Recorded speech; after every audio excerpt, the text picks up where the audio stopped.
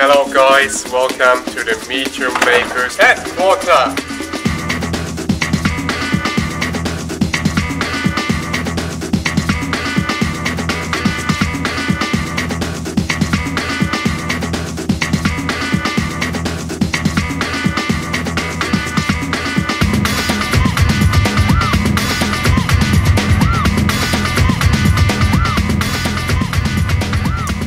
Inside the castle now, and basically the major thing why we're actually doing this video is to give you guys, our followers and our fans, a closer introduction of the MYM headquarters. The main reason actually why we're actually doing this video is that the MYM crew, the management, is having a big MYM meeting today, every month, one time here in Leipzig, this beautiful place. And well, let's just go over the office and showing you some more stuff.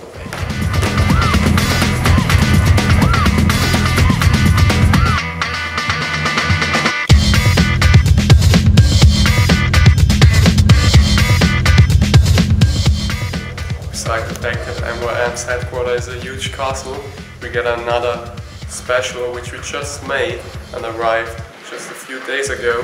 Is our new mousepad with our partner Razer, the MYM Specs. After I've been showing you guys now the MYM office, we're gonna have a closer view on our meeting room, but please just be quiet, just follow me.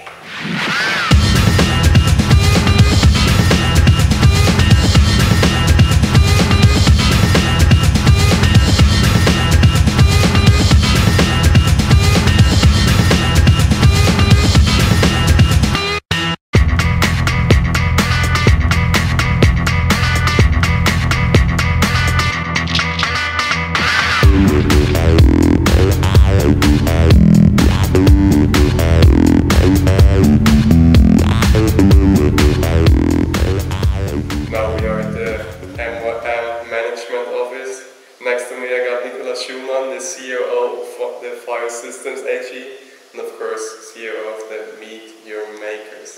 Hello Nicolas, how are you doing? Thanks, fine too. Nice to hear that.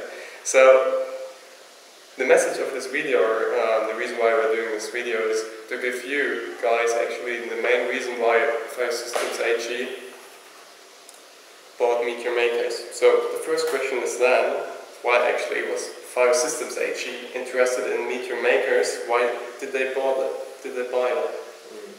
Yeah, that's a good question, because it's really not usual that a software company is buying an internet portal, especially for gaming.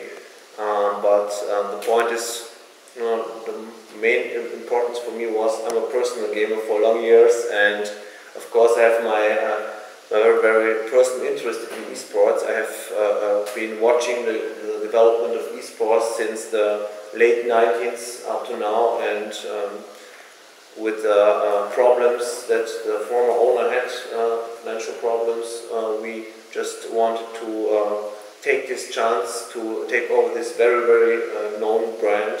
It is now for 9 years, and that's a large era in esports, 9 years, and that was our main purpose, my personal and good brand of MYM, why we decided last year to take it over. Then, I mean, FIO Systems AG is actually a big company who's providing software solutions for banks especially, and I mean, MeetYourMakers is esports. Is there any difference? I mean, why was MeetYourMakers interesting for you? I mean, are there any synergies? Yeah. Talking about synergies is really difficult, because we're making serious games with our software. There's really one. I read it in the internet some months ago. From the point of gaming, you call serious software serious gaming. So there is a really word for it. I didn't know it either. But the point is, there are really a lot of synergies technologically based. Our company is mainly acting with web-based software, so we're just in a quite new generation of software business where we only build web-based structures and not an old-school fat client software where you must install it somewhere on your computer, where mainly most software today is done.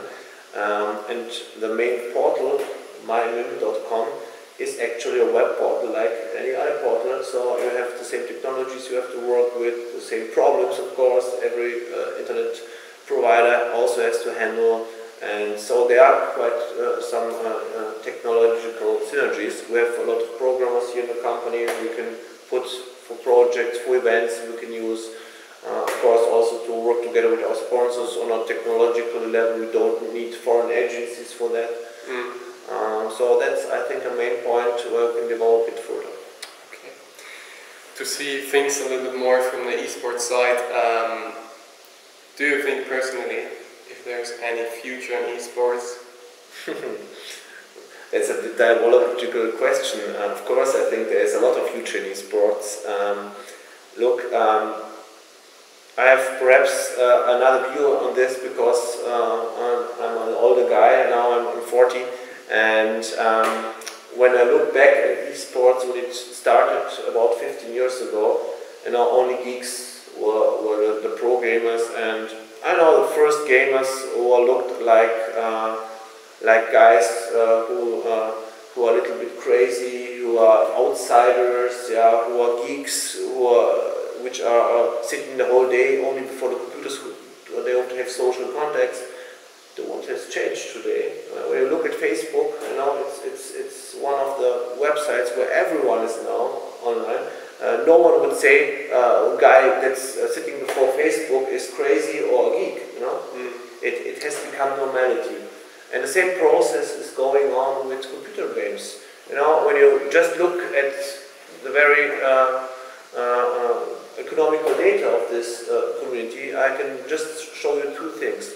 First thing is, when you look at the gross product that is driven by the gaming industry as a whole, in the world gaming industry, it's today, up to date, and now you are making more revenue than the whole Hollywood business with movies. And would you call someone who's making Hollywood movies a crazy guy, or the guys that are watching movies geeks? No, because it's normality for tens of years. And the same process is now going on with esports, but there's a big difference. Esports is an interactive sport when you compare it to movies or the old school media, and that's the point why most of the young kids are stopping to watch so much movies and starting to play computer games. You just get much more interactive, and that's a very, very good thing. First, for intelligence building, just watching movies is a very stupid thing. Interacting, reaction, strategy, planning, tactics is much more interaction. And the second thing is team building. There's also one thing. There's a lot of prejudice. Yeah, computer gaming is making you lonely. That's not true. Yeah, real gamers know. They are going to LAN parties. They are learning to work as a team. They have also there are fights they have to do when strategy is not coming out. Especially when you are in esports, you know that there are a lot of very also social skills that have to be built if you want to be a good team. So, and these are the points. When you look 5 years in the future, I think most old school companies are not aware of this evolution that's coming up into the interactive sports community. But let's not talk only about financials. Let's talk about the community itself. Now, when you look at the big communities where a lot of money is invested, for example, in Europe, soccer, everyone knows that when you want to invest in soccer, you must come on with millions of dollars or euros to be one of the players there. But when you look what community you reach within investing in one sport, and when you look at what kind of community you can reach when you invest in esports, you will see that your revenue from esports is tens or 100 times bigger than in normal conventional sports, because we have already a very big community and it's a very fast growing community. And that's the interesting thing, the two things of our economical view. Okay. Coming actually to our last question now. Do you want to leave us any conclusive message? Oh, I'm the prophet to leave a conclusive message, but I can only make some personal wishes. Me for myself, I would wish that the esports and the e-gaming takes a greater part in our community and a better known part. That there's less prejudice and more investment in this, because we're talking about a great new community of kids, of young adults, and we should react to the changes in our society in a positive way. And we see a lot of countries which have done this step. Best example is Korea for me, or South Asia, where esports is not one part of the society, it's a leading part of the society. It's a technological driven sports side of the society. And I would wish in Europe, in USA, we could do the same way. That's perhaps my personal wish. I definitely agree with that. I really thank you for your time in the interview, and of course wish you the best of luck. Okay, see you. Thank you for the interview. Bye, Sasha.